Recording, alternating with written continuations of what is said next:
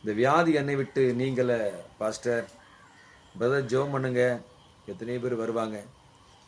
எனக்கு என்னைக்கு தீரும் இந்த வியாதி, அல்லது இந்த மனக்கவலை என்னைக்கு மறைய போகுது, நான் ஆவிக்குரிய வாழ்க்கையில் முன்னேற்றமும் இல்லை, எப்படி நான் ஜெபிக்க முடியலை, வேதம் வாசிக்க முடியலை, தேவனுடைய தரிசனங்கள் இல்லை, சொப்பனங்கள் இல்லை, வளர்ச்சி அடைகலையே என்று சொல்லி கலங்கி கொண்டிருக்கிற உங்களுக்கு தான் இந்த வார்த்தை.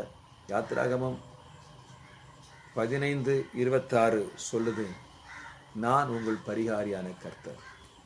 இந்த வேத பகுதி முழுவதுமாக நீங்கள் வாசித்து பாருங்கள். ஒரு கசப்பான ஒரு மாறா தண்ணீர் கசந்து போன சூழ்நிலையில் ஆண்டு நோக்கி முறைவிட்ட போது மாறாவை மதுரமாக்கி ஏலிந்து கொண்டு போனார். ஒருவேளை இந்த கேட்டுக்கொண்டிருக்கிற பார்த்து கொண்ட சகோதர சகோதரியே, மிகுந்த பலவீனத்தோடு வியாதியோடு கூட போராடிட்டு இருக்கிறீங்க. மருத்துவர் கைவிட்டாலும் நம்முடைய ஆண்டர் பரிகாரி. விசுவாசிங்க. எகிப்திற்கு வரப்பண்ண வியாதி ஒன்று வரப்பண்ணி நான் உனக்கு பரிகாரி.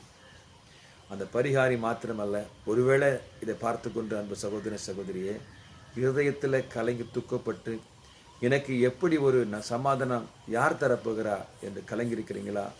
நான் சமாதானத்தையே உங்களுக்கு விட்டு செல்கிறேன். என்னுடைய சமாதானத்தை தருகிறேன். அது உலகம் தருகிற பிரகாரமாக இருக்கிறது. நான் தருகிற சமாதானம் அது நித்திய காலமெல்லாம் உன்னோடு கூட இருக்கும். பாருங்க, இருதயம் உடைந்திருக்கிறவங்களுக்கும் அவர் பரிகாரி. ஆவிக்குரிய வாழ்க்கையில் முன்னேற முடியலை, ஜெபிக்க முடியலை, வேத வாசிக்க முடியலை, துதிக்க முடியலை, பாட முடியலை, ஆராதனைக்கு போக முடியலை, ஆவிக்குரிய வெளிச்சம் இல்லை, தரிசனம் இல்லை, சொப்பனம் இல்லை, ஒன்றுமே இல்லை, மந்தமாக இருக்குதுன்னு சொன்னீங்கன்னா அதற்கும் பரிகாரி. 3 காரியங்களுக்கு கர்த்தர் பரிகாரி.